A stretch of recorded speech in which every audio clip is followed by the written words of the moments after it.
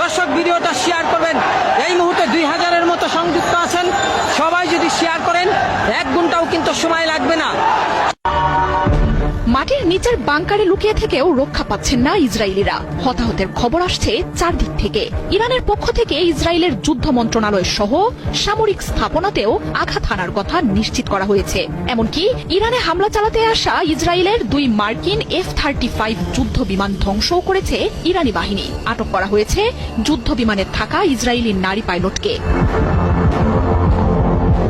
ইরানের হামলায় ধ্বংসযজ্ঞের ছবি বা খবরাখবর প্রকাশে কঠোর নিষেধাজ্ঞা জারি করেছে ইসরায়েল। পশ্চিমা গণমাধ্যমগুলোর ভিডিওতেই তেল আবিবে আছড়ে পড়া মিসাইলের দৃশ্য দেখা গেছে।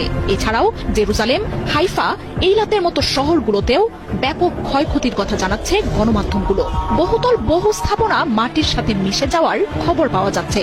একের পর এক বিস্ফোরণের শব্দ শোনা যাচ্ছে ইসরায়েল জুড়ে। আগুন জ্বলছে বহু জায়গায়, অবিরাম বেজে চলেছে সাইরেনও।